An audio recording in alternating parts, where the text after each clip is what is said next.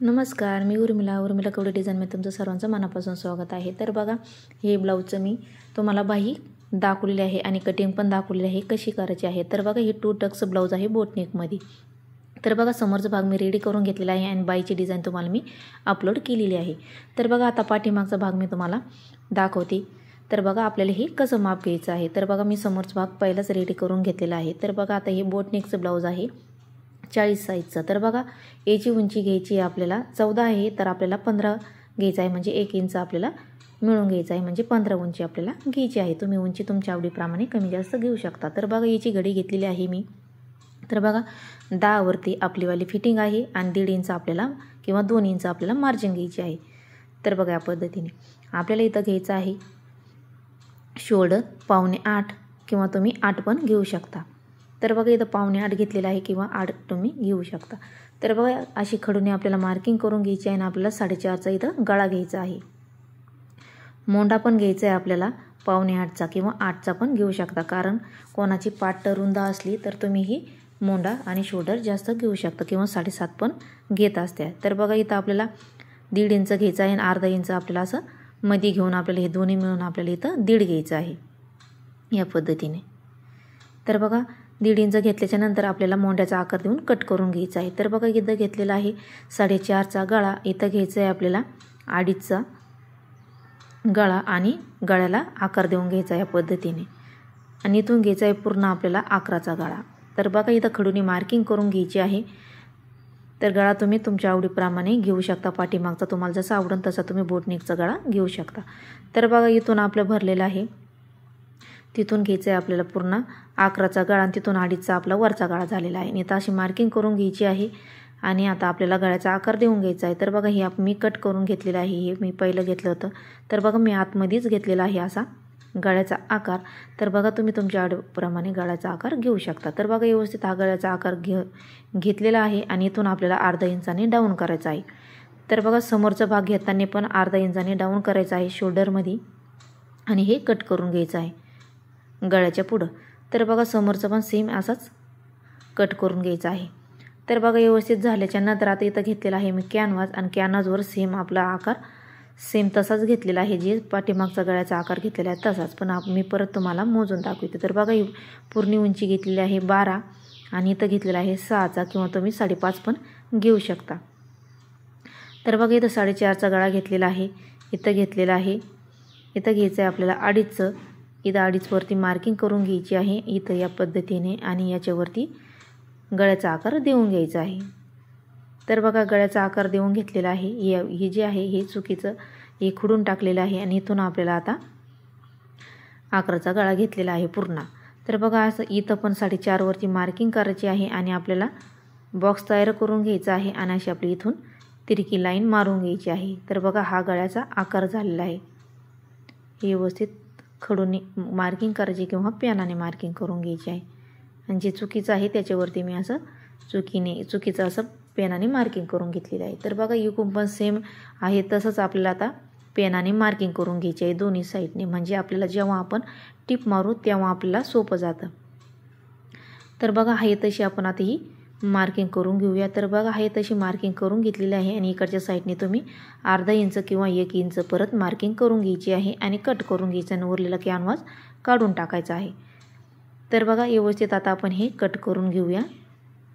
तर बघा, एकदम सोपी पद्धत आहे, तुम्हाला एकदम जमून जाईल। तर बघा, मी समोरचा भाग तुम्हाला पहिलेच दाखवलेला आहे, म्हणजे बनवून घेतलेला आहे मी पहिलाच आणि बाईची डिझाईन मी पूर्ण माप घेऊन कट करून दाखवलेलं आहे। तर बघा, कॅनव्हासच्या मापाचं मी इथं अस्तर घेतलेलं आहे, त्याला पिना पॅक करून घेतलेलं आहे आणि जशी आपण पेनाने मार्किंग करून घेतलेली आहे तशी आपल्याला आता ही टिप व्यवस्थित मारीत चालायचं आहे। तर बघा, तिथं टोक आलेलं आहे, तिथं आपल्याला सुई खाली घालून घ्यायची आहे, म्हणजे इकडं तिकडं सरकत नाही आणि व्यवस्थित आता आपल्याला जशी पेनाने मार्किंग केलेली आहे तशी आपल्याला टिप मारीत चालायचं आहे व्यवस्थित। तर बघा, या चॅनलवरती मी खूप सुंदर अशा डिझाईन टाकलेल्या आहे, कटिंग पण टाकलेली आहे 4 टक्सची 2 टक्सची आणि बोटनेकची पण, ती पण तुम्ही नक्की बघा, एकदम सोप्या पद्धतीत सांगत असते। तर तुम्ही माझ्या चॅनलला अजून लाईक शेअर सबस्क्राईब नसेल केलं तर नक्की लाईक शेअर सबस्क्राईब करा आणि जिथं तुम्हाला कळलं नाही तिथं तुम्ही मला प्रश्न विचारा, मी तुम्हाला नक्की सांगायचा प्रयत्न करेन।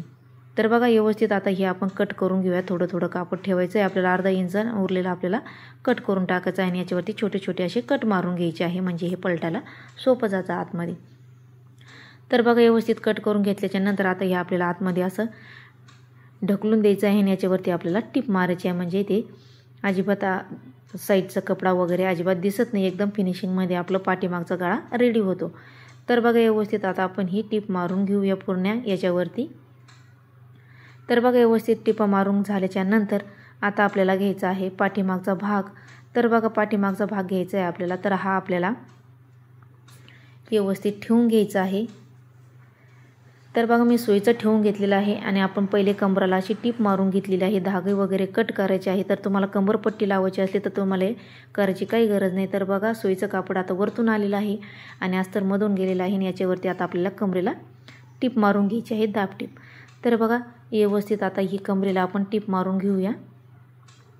तर बघा हाताने व्यवस्थित फिनिशिंग देत चालायचं आहे कपड्याला आणि टीप मारत चालायचं आहे कमरेच्या पट्टीला. तर बघा व्यवस्थित टीप मारून घेऊया.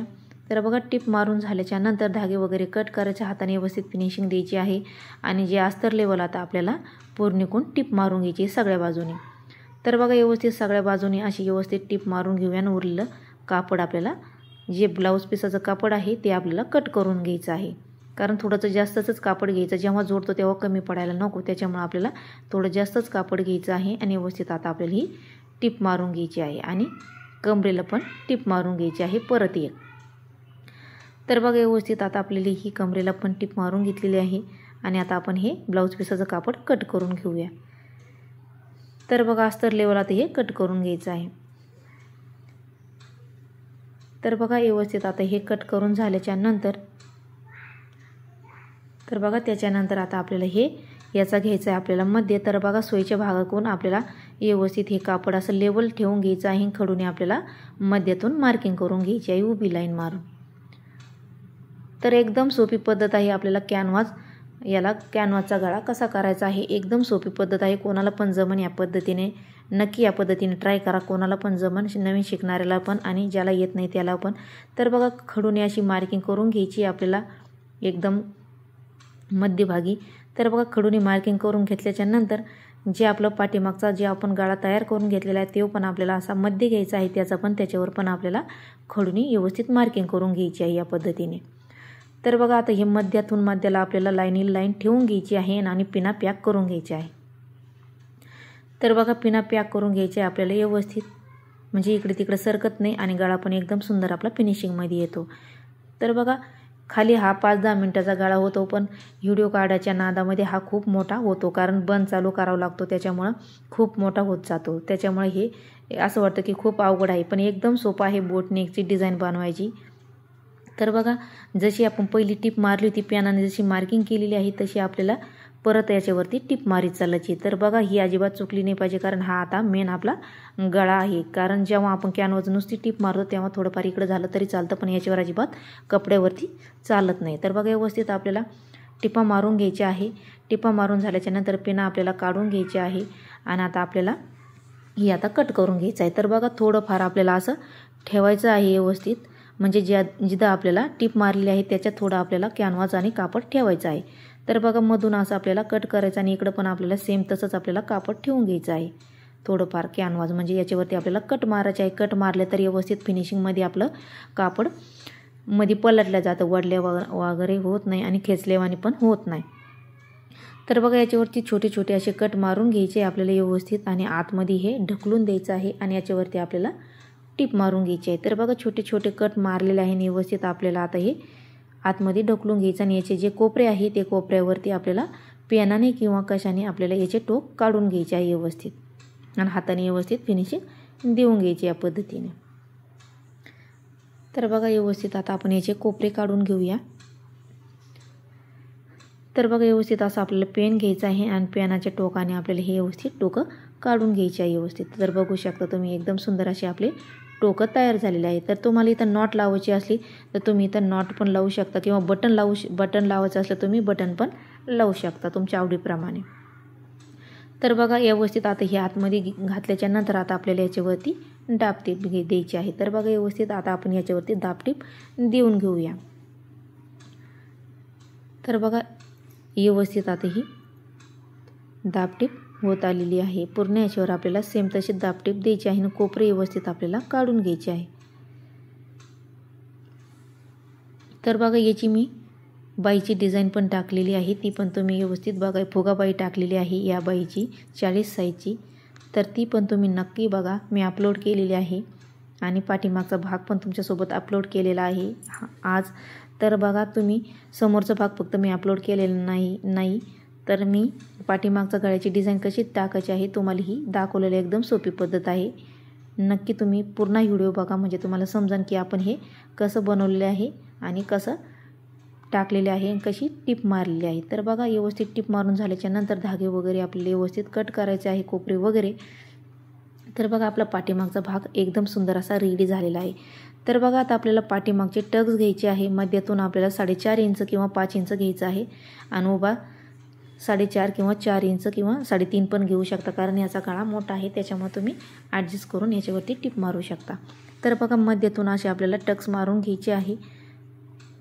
दोन्हीकडचे पण टक्स मारून झालेले आहे, व्यवस्थित आपल्याला पक्के टिपा मारून घ्यायचे आहे।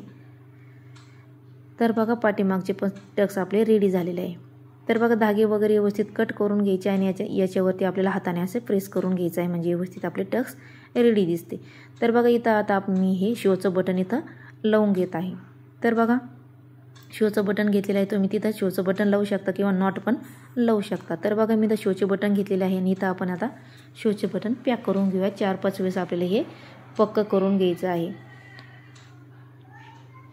तर बघा आता आपण हे व्यवस्थित पक्क करून घेऊया 4-5 वेळेस सुई धाग्याने।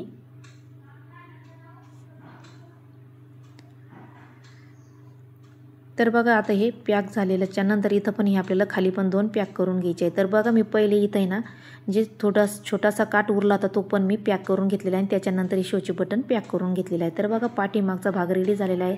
आता तुम्हाला पूर्ण ब्लाऊज रेडी करून दाखवते। तर बघा पूर्ण ब्लाऊज रेडी झालेला आहे या बाईचं, एकदम सुंदर असं ब्लाऊज झालेलं आहे। तर बघा मी याची 550 रुपये शिलाई घेणार आहे। तर समोरचा पण पंचकोनी असा गळा घेतलेला आहे, पाठीमागची अशी डिझाईन घेतली। तुम्हाला कशी वाटली नक्की सांगा, लाईक शेअर सबस्क्राईब करा। धन्यवाद।